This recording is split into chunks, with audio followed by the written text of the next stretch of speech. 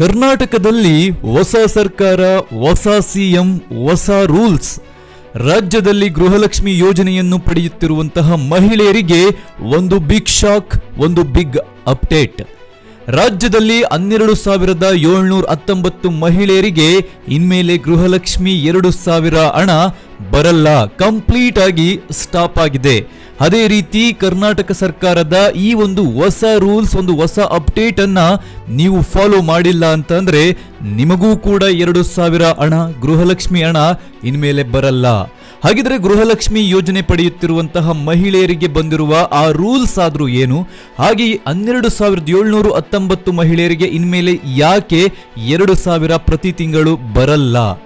ಎಲ್ಲ ಒಂದು ಇನ್ಫಾರ್ಮೇಶನ್ ಕೊಡ್ತೀವಿ. ನೀವೇನು ಫಾಲೋ ಮಾಡಬೇಕು, ಏನು ಫಾಲೋ ಮಾಡಿದ್ರೆ ನಿಮಗೆ ಗೃಹಲಕ್ಷ್ಮಿ ಅಮೌಂಟ್ ಸಿಗುತ್ತೆ, ಇನ್ಮೇಲೆ ಯಾವ ರೂಲ್ಸ್ ಅನ್ನ ಫಾಲೋ ಮಾಡಬೇಕು, ಕಂಪ್ಲೀಟ್ ಆಗಿ ಎಕ್ಸ್ಪ್ಲೈನ್ ಮಾಡ್ತೀನಿ. ವಿಡಿಯೋನ ಕೊನೆವರೆಗೂ ನೋಡಿ, ಫಾಸ್ಟ್ ಆಗಿ ಇನ್ಫಾರ್ಮೇಶನ್ ಕೊಡ್ತೀನಿ. ಓಕೆ, ಅದಕ್ಕಿಂತ ಮುಂಚೆ ನೀವಿನ್ನೂ ನಮ್ಮ ಚಾನಲ್ಗೆ ಸಬ್ಸ್ಕ್ರೈಬ್ ಆಗಿಲ್ಲ ಅಂತಂದ್ರೆ ಈ ಕೂಡಲೇ ಸಬ್ಸ್ಕ್ರೈಬ್ ಆಗಿ. ಪ್ರತಿನಿತ್ಯ ಎಲ್ಲ ಒಂದು ಅಪ್ಡೇಟ್ ಅನ್ನ ನಾವು ನಿಮಗೆ ತಿಳಿಸ್ಕೊಡ್ತೀವಿ. ಕಾಂಗ್ರೆಸ್ ಸರ್ಕಾರದ ಗ್ಯಾರಂಟಿ ಯೋಜನೆಗಳಲ್ಲಿ ಒಂದಾದಂತಹ ಗೃಹಲಕ್ಷ್ಮಿ ಸ್ಕೀಮ್ ರಾಜ್ಯದ ಬಡ ಹೆಣ್ಣು ಮಕ್ಕಳ ಪಾಲಿಗೆ ವರದಾನವಾಗಿದೆ. ತಿಂಗಳಿಗೆ 2,000 ರೂಪಾಯಿಗಳು ಮಹಿಳೆಯರ ಖಾತೆಯನ್ನ ಸೇರ್ತಾ ಇದೆ. ಆದರೆ ಸರ್ಕಾರ ಗೃಹಲಕ್ಷ್ಮಿ ಯೋಜನೆಯ ಪರಿಷ್ಕರಣೆಗೆ ಮುಂದಾಗಿದ್ದು, ಬೆಂಗಳೂರು ದಕ್ಷಿಣ ಜಿಲ್ಲೆಯಲ್ಲೇ ಒಟ್ಟು 12,719 ಗೃಹಿಣಿಯರ ಹೆಸರನ್ನ ಈ ಒಂದು ಯೋಜನೆಯ ಫಲಾನುಭವಿಗಳ ಪಟ್ಟಿಯಿಂದ ಕೈ ಬಿಡಲಾಗಿದೆ ಅಂತ ಸದ್ಯ ಈಗ ಮಾಹಿತಿ ಬರ್ತಾ ಇದೆ. ಸರ್ಕಾರ ಯಾವ ಒಂದು ಕಾರಣಕ್ಕೆ ಆ ಮಹಿಳೆಯರ ಖಾತೆಗೆ ಹಣವನ್ನ ಇನ್ಮೇಲೆ ಜಮೆ ಮಾಡಲ್ಲ ಅಂತ ನೋಡೋದಾದ್ರೆ, ಬೆಂಗಳೂರು ದಕ್ಷಿಣ ಜಿಲ್ಲೆಯಲ್ಲೇ ಈವರೆಗೆ 6,624 ಮೃತರ ಖಾತೆಗೆ ಯೋಜನೆಯ ಹಣ ಜಮಾ ಆಗಿರುವುದು ಪತ್ತೆಯಾಗಿದೆ. ಜೊತೆಗೆ ಐಟಿ ಜಿಎಸ್ಟಿ ಪಾವತಿಸುತ್ತಿರುವಂತಹ 4,800 ಮಹಿಳೆಯರು ಕೂಡ ಈ ಒಂದು ಯೋಜನೆಯ ಫಲಾನುಭವಿಗಳಾಗಿದ್ದು, ಈ ಒಂದು ಹಿನ್ನೆಲೆಯಲ್ಲಿ ಜಿಲ್ಲೆಯ ಒಟ್ಟು 12,719 ಗೃಹಿಣಿಯರ ಹೆಸರು ಫಲಾನುಭವಿಗಳ ಪಟ್ಟಿಯಿಂದ ಕೈಬಿಡಲಾಗಿದೆ ಅಂತ ಹೇಳಲಾಗ್ತಾ ಇದೆ.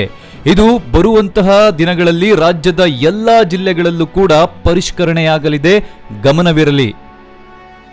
ಈಗ ಸರ್ಕಾರವು ಕೂಡ ಬದಲಾವಣೆಯಾಗಿರೋದ್ರಿಂದ, ಮುಖ್ಯಮಂತ್ರಿಯೂ ಕೂಡ ಬದಲಾಗಿರೋದ್ರಿಂದ ನಾಳೆಯಿಂದ ನೀವು ಈ ಒಂದು ಕೆಲಸವನ್ನ ಮಾಡಬೇಕಾಗುತ್ತೆ.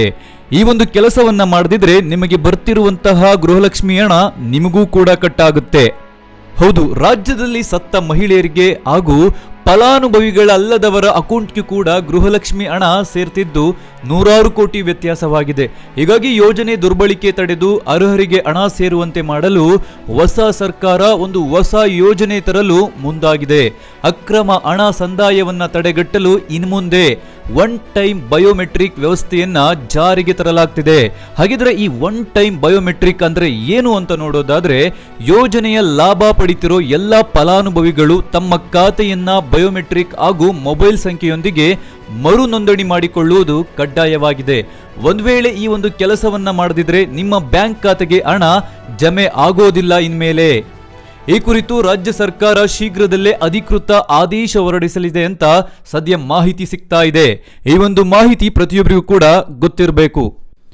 ಇದೇ ರೀತಿ ಮುಂದಿನ ದಿನಗಳಲ್ಲಿ ಗೃಹಲಕ್ಷ್ಮಿಗೆ ಸಂಬಂಧಪಟ್ಟಂತೆ ಯಾವುದೇ ರೀತಿಯ ಅಪ್ಡೇಟ್ ಆಗಿರಲಿ, ಇನ್ಫಾರ್ಮೇಶನ್ ಆಗಿರಲಿ, ಜೊತೆಗೆ ರಾಜ್ಯದಲ್ಲಿ ಯಾವುದೇ ಒಂದು ವಿಚಾರ ಆಗಿರಲಿ, ಮೊದಲು ನೀವು ತಿಳ್ಕೊಬೇಕು ಅಂದ್ಕೊಂಡಿದ್ರೆ ನಮ್ಮ ಚಾನಲ್ಗೆ ಈ ಕೂಡಲೇ ಸಬ್ಸ್ಕ್ರೈಬ್ ಮಾಡಿ, ಪ್ರತಿದಿನ ಫಾಲೋ ಮಾಡಿ. ಖಂಡಿತ ಒಳ್ಳೊಳ್ಳೆ ಇನ್ಫಾರ್ಮೇಶನ್ನ ನಾವು ನಿಮಗೆ ತಿಳಿಸ್ಕೊಡ್ತೀವಿ ಕನ್ನಡದಲ್ಲಿ. ಧನ್ಯವಾದ.